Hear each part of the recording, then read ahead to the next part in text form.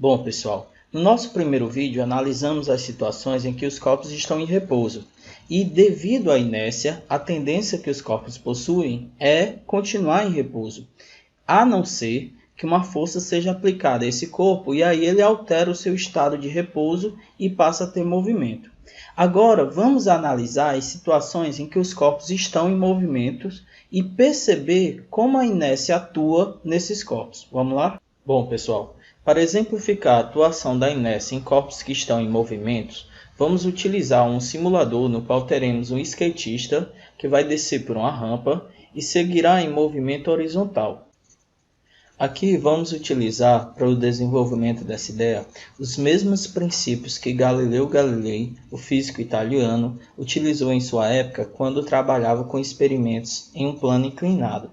Lá, Galileu tentou verificar como era o comportamento dos corpos que estavam em movimento quando ele reduziu o atrito entre o corpo e a superfície a qual o corpo iria se movimentar. A gente não tendo as mesmas condições que Galileu utilizou na época e também não encontrando um simulador que possa exemplificar o que foi que ele fez, a gente vai fazer o seguinte: a gente vai fazer com que o skatista desça a rampa e depois, em seguida, faça um trajeto horizontal. Para a gente verificar como é o comportamento que o atrito tem sobre o skatista, a gente vai analisar duas coisas: quão longe ele vai e também a velocidade, que está representada por esse velocímetro. Assim como fez Galileu, a gente vai colocar o atrito bem alto e ir analisando como é que se comporta a velocidade e até quanto vai a distância que o skatista vai se mover. Veja que o atrito a qual estou me referindo é a interação que existe entre a roda e a superfície que ele vai andar. Se essa interação é muito forte, significa que tem uma força atuando muito fortemente sobre o skatista, que vai dificultar o seu movimento. Para iniciarmos, vamos ligar aqui o atrito. Veja que ele está fechado e aqui a gente liga. Veja que ele saltou para o muito atrito.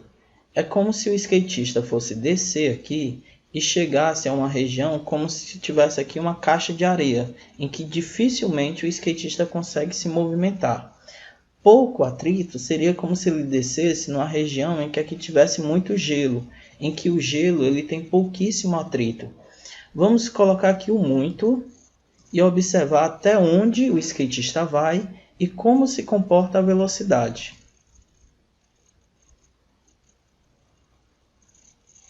Veja que o skatista ele chegou antes da casa e a velocidade foi aos poucos diminuindo. Vamos agora, pessoal, reduzir um pouco mais o atrito e verificar o que acontece com o skatista. Será que agora ele vai ultrapassar a casa? Será que a velocidade vai continuar diminuindo? Vamos ver o que acontece.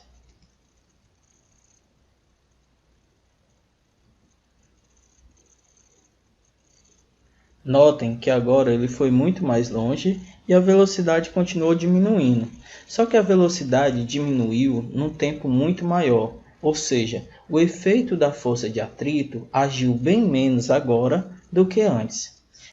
Galileu Galilei não tinha os simuladores que nós temos hoje. Na época, ele lubrificava bastante a superfície para reduzir o atrito, mas chegou um momento que não tinha mais como reduzir o atrito, e aí ele estipulou: veja, se a gente está reduzindo um atrito e cada vez o objeto vai mais longe, o que é que acontece se tirarmos totalmente o atrito? Vamos fazer esse teste reduzindo o atrito à sua menor porção. O que é que vai acontecer com o skatista? Observem bem o que acontece com o ponteiro da velocidade.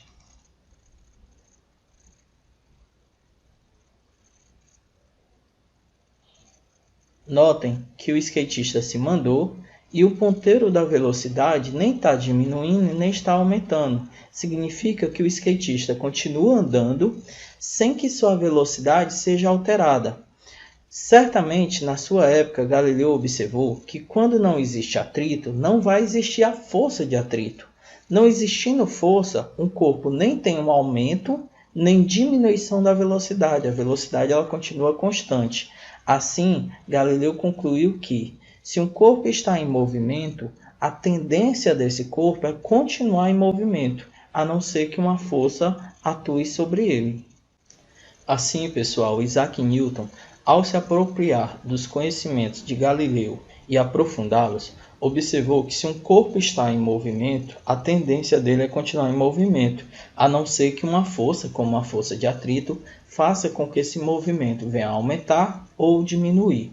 Newton também observou que esse movimento ele deve ser com velocidade constante, ou seja, a velocidade não pode aumentar e nem diminuir.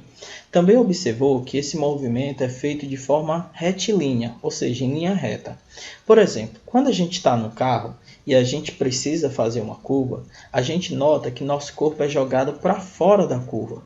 Isso acontece porque a inércia só permite que os corpos tenham velocidade constante e retilínea.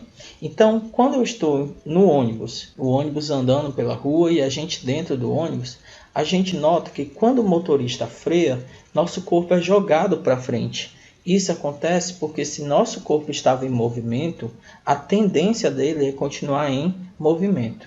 Bom, pessoal, concluímos aqui que a inércia é uma propriedade da matéria, no qual um corpo estando em repouso, como é o caso do bule, ele continuará em repouso, a não ser que uma força seja exercida sobre ele. E também que, estando um corpo em movimento, a tendência desse corpo é continuar em movimento. Veja o exemplo do garoto no skate em que ele bate numa pedra. Quando ele bate na pedra, apenas o skate fica e o garoto vai. Por quê? Estando ele em movimento, a tendência é continuar em movimento. Outra situação é que, estando em movimento retilíneo, o carro ele tende a continuar em movimento retilíneo. E aí, concluímos aqui novamente. Se um corpo está em movimento, a tendência é continuar em movimento. Se o corpo está em repouso, a tendência dele é continuar em repouso. E isso só é quebrado quando sobre estes corpos atuarem alguma força. Valeu!